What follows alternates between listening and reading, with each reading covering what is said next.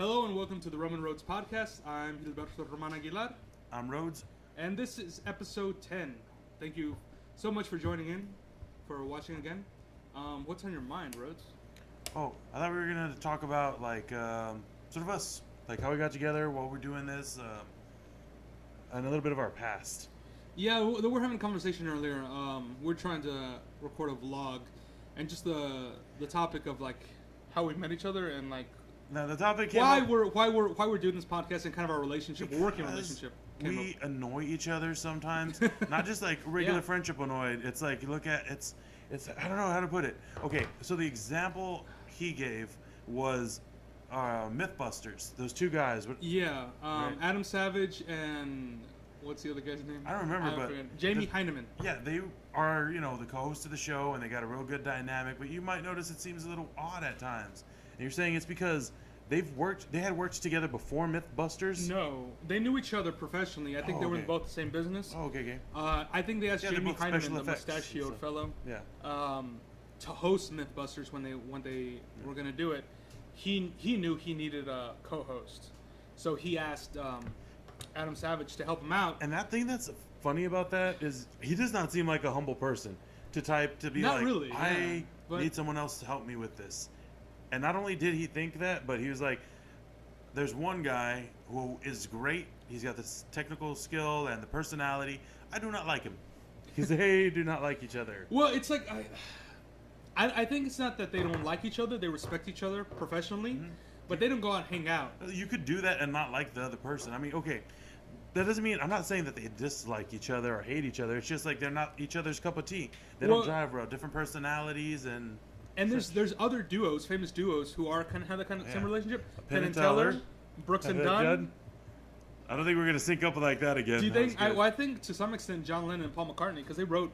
All the writing credits on the Beatles songs are Lennon and McCartney. Yeah, things like that. Where they have just like great synergy, and they just... Ben and Jerry's too, actually. Like really? I think they had some disagreements. Well, the point is I guess like what we're doing now is sort of revealed that's what our relationship will be moving forward. Yeah. It's like we still hang out and it's fun, but whenever here's the thing too. What? Whenever we get annoyed with each other, it's not as intense as if when there's a close friendship behind it and you just want to start making digs at each other. It's more like when you're mad at someone at work and it's just like, I'm not dealing with this, whatever. And I think it kind of feels with the podcast. So we're with the all production because we're doing the video now.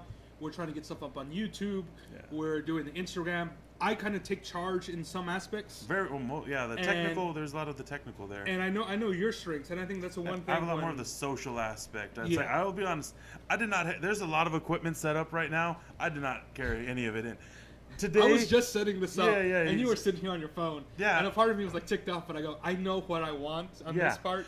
Oh, he would have been so much more mad if I was trying to help. I would have just been constantly in his way. But I was very aware that like he's annoyed that I knew that's what you were thinking. Yeah, I knew you were annoyed that I wasn't helping, but at the same time, I knew you were also thinking, please don't ask to help. But the one thing that helps now that we have Joseph here with us, our Joseph, PA, our right hand man. The third, I think that's what we needed, a third wheel on this thing. Yeah, it really did. We needed a trike here to sort of balance us out. Third wheel. It's great. Thank you. It works. It stabilizes us. But yeah, like I'm a little bit more on the social. I've lined up a few of the interviews. It's just we have different strengths and we know to rely on them. And there's hopefully after this podcast, after this one that we're doing right now, the next following ones we should have guests on the podcast. Possibly. But no, they are. There will be guests in the future, but we don't know when this one will be put out. We're still working out the technical aspects of one. We could film this one and then it end up being put before. We're also doing. This is going to be a half hour, right? This particular. I guess we're going to see how far this goes. And then we film a lot at once, but we tend to put out the hour-long videos. Mm-hmm. But the hour-long videos don't get a lot of views. However, I think it'll be a short video, but a full-length podcast. Full audio-only podcast. If you're listening to this on SoundCloud, don't worry, it's going to be the same old thing that you hear. Well, not the same old thing. The same great thing that you enjoy thoroughly. And I guess this is... Okay, so when we started the Something Something podcast, we only got like 5-6 episodes in. Yeah. And it was all right. But it was decent. We took a break. Good quality. And we took a long break. Yeah. And now that we have this it was a hiatus. Of the podcast, the Roman Roads podcast, we haven't gotten this far doing something professionally. I think all the other projects that we tried in the past haven't gone to this extent and this far. Yeah. So I think we're kind of seeing things and seeing what's the best way to work. Also, interestingly enough, we had been on hiatus for I think it was 6 months. It was like about solid 6 months. And the interesting thing is, when we had first put out the first few episodes, hardly any views. It's pretty much just a few friend likes. I think like a couple of people in our families checked them out. I don't know why the term that came to mind was pity views. It was pity views. Give us the pity view. If you think these guys are sad and pathetic, totally share it and demand people you know to watch it. If you got multiple devices, put them on all the devices, different accounts, have separate browsers open up, and then like watch the YouTube on there, watch it on an app. I don't think we conjure up that much pity. I think. I think we can. I think we can. We don't do it now, but we could. The point that I was gonna make there, is lost to me at the moment. So let me throw it back to you. You were saying about the. Oh yeah, the views. We didn't. It was like there was a slow increase after we stopped doing them of a view every week, or maybe every 2 weeks, and then it quickly was like, all right, we get a couple, and then it started building up, and about 3 to 4 months after, we were getting very regular views on the crazy thing is each episode of the Something podcast, our old podcast, even though we now have probably triple the content with this podcast, the old podcast still has more views per episode than we have right now with this podcast. Exactly. Which is kind of crazy to think. I think it's, it took people time to find us. I bet you a lot of people liked us, and it just sort of popped up again. It takes some time for people to find us. Yeah. So, I think it'll be cool whenever you share this with friends, and they're like, oh, how many episodes is it in? And, you can say, like, oh, they got a lot. They do a lot of content. And hopefully you guys appreciate it. Yeah, hopefully you do. So, and then we kind of started thinking back about, I guess now at this point with where we're at the podcast and we're going to get guests on, we thought about, what's the best way that we work together? And it kind of went back to how we met. Because at first we weren't really friends. I don't think we've ever really been friends. We've never really we've been very friendly. Friendly. Yeah, and we can help each other out. We're very good people to each other. I think that we are the epitome of how people should treat strangers. Yes, I guess that's it. Yeah, I mean, if strangers. Everybody that I knew out in the world treated me like you'd be like, this would be a beautiful world, Yeah. But if people's closer friendships were like this, it would be a cold, dark, sad place. No, but okay. The reason is it's just because we don't compromise with each other and our personalities. I pull back a little bit of how I act around other people, but I know that he's smart enough and tough enough to take the things that I have to say. I'm just assuming he doesn't. Thank you. I like. Yeah. It feels like a compliment. It is a compliment, and I can see how people might see it as a little bit backhanded, but no, it's true. I can relax a lot more around him than I can some of my, I guess, emotionally closer friends, because he's not going to misunderstand anything I say. And on the other hand, I can't hide as much stuff from him because he could read all my little how would I put it? Subversive things that I might say or add in. And all the subtleties, he's going to catch it all. I'm good at picking up on people with subtleties. And vice versa, It's, so it ended up being and that's how it was from the beginning. We would talk a lot, but we kind of, even then we didn't we just had similar interests. We were into a little bit. Well, the way we met was through. I think in our little group, our little entourage. The way we met was through Chris, our other friend, our mutual friend. He kind of brought everybody together, and we're a strange group of friends. Yeah, you could say it's all random, LOL, and all that. Yeah. Yeah. No. We really are. Because we have similar interests, but together as people, we're very different people. Outcasts. Not cool ones, lame ones. That's what I referred to us in high school, the outcasts. It was just like the book too, but it was just he was off by himself, I was off by himself, and we just sort of gravity just sort of pulled us together. A few topics came up, but there was a lot of times of us just hanging out on the wall and not saying a thing to each other, or nothing nice, at least. I think all of us can really just hang out in silence. I think the only person in the group that it really. Well, Chris can't. Alan can't. Whenever there's silence, he freaks out. It's us, yeah. And then Mike. Yeah. Mike. Not saying anything against him, but I have this against him so much. It is such a huge personality flaw. I'm not saying he's a bad person, but if he was a good person, he'd find a way to chill out. So this is gonna be Double us bringing up dirt stuff on our friends. Oh man, well we already talked so much about it. You want me to say it about myself?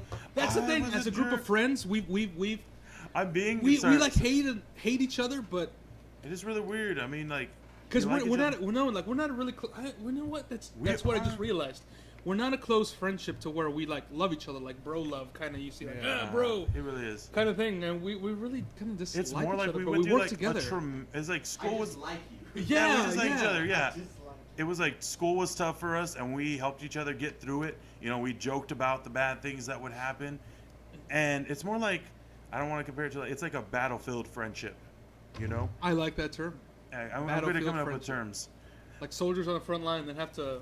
I'm gonna be on this. Okay, it's a battlefield friendship, but it's more like the guys like farther back behind the front lines, where it's pretty intense, and you're not necessarily in real danger, but you have a lot of tension. There was that tension there, and it's constant. Not just from inside the group, but from outside, the external forces. You know, things in our family, and we still share things like regular friends. We talk about how things are going on and stuff, but there's a lot that we don't.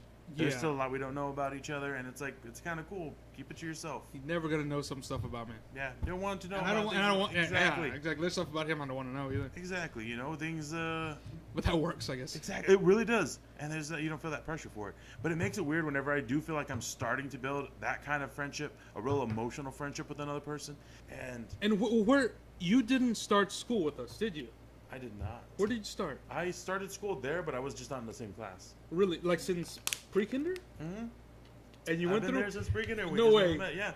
I didn't know that. Used to play baseball against each other for a little while. I still live in the area, and I was going to school in San Antonio, but I was still in the area. We played against you. You were was it the Angels? Wait, but when did you go to school in San Antonio? It was in like you the left area. Yeah, and the same way I did it like with Wisconsin, like in senior year. I'd leave for a few months to a year at a time, go to a better school. They'd find out I wasn't from the area, and then get kicked back. I was always trying. This is the story of my life. Every time I try and better my life, just keep getting stomped back down. So you know what I learned how to do? I learned how to make myself a dirt kingdom, like the Mole Man. The Dirt Kingdom. Yeah.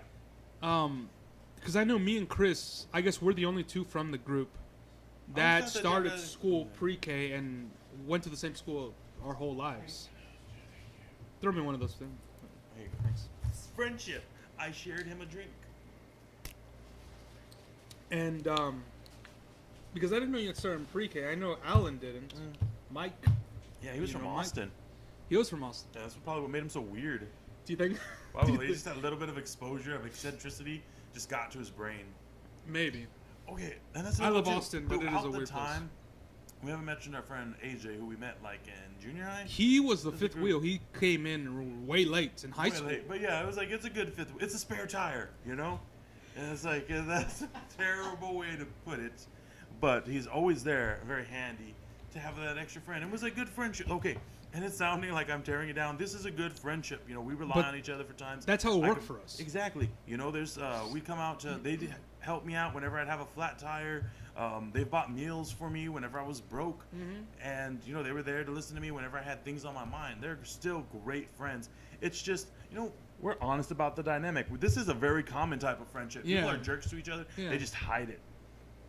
We're just honest, and you have to be honest. Yeah, exactly. But we'd go through different times whenever we'd hang out with different. Like we always hanged out as a group, but there'd be times throughout our where we would just like find a pairing. Yeah, I know there was certain things because like he mentioned he went to Rose went to Wisconsin for like 6 months in school year, so it's just the rest of us guys hanging out. There was a time when I was in our sophomore year I started hanging out with some upperclassmen. For during lunch, and I never ate lunch with you for like 4 to 5 months, and then there was a time the group kind of split up around that time or something. Yeah. And what was I getting to? There was a point that I was going to make. Just sort of like we get, different circulars of. And then I don't know if we're going to share this story on the podcast, but we had a fire incident. We call it the fire story, where it was. They talk. I don't know if that's an interesting story enough to share. It is when I tell it. You know what? I think it is when everybody shares it and tells it. You know? It's not. It's when I tell it, but everybody here likes to be with it. So maybe disagree. They follow. Were you there? Chris was the only one who wasn't there. Oh, okay then. I was the idiot who brought the camera and then didn't film the events. Classic. But okay, well, let's have a round table sometime. You know, we can have the group together. That'd be fun. It'll take a few years to get it to pull it together like that, but I think it'd be kind of fun. I haven't seen Alan since the last time we had that little barbecue here. I remember it would be because we all have different main interests. We'd hang out with each other for those reasons when we'd lean more into them. That's something I could say about the group is that it's matured enough that we can go a long amount of time without talking and hanging out and still be friends after. Like every summer, I think y'all guys would talk a lot and hang out. The three of you, you, Chris, and Alan. There was a time. I was just sort of on my own, staring at a wall, drifting slowly off into insanity. And then after a while, I started hanging out with AJ in the summers. And it turns out, you know, similar. We had a movie interest too. It's just different types. He's a lot more into action movies, and I am too. I don't need a complicated plot to have fun to enjoy it. And we just talk about other fantasy stories. And I know for a time like I was overly critical because I went to film school about movies. I don't want to say that stuff. You're overly critical, but it's like you had specific wants from a movie and you were looking for them. Yeah. You knew what you wanted. That was me being kind. You could tell it, right? Yes. It was like you were snobbish. Now I know. I was being sometimes picky. You gotta have enjoyments. But hey, I mean, now that's the thing. Now I guess what was I gonna say? Like we know that's the thing. We know how the worst that we can be. Yeah, I don't think so. I think we can be worse. Probably. We know who we are. Or the most annoying. That's the good thing about friendships. It's not being disappointed by shortcomings in yourself and the people you know. To see it more like it's like okay, you know what? And I'd say we have a close, almost familial relationship because the fact that we could dislike each other at times and still work in a positive way, better than some family relationships.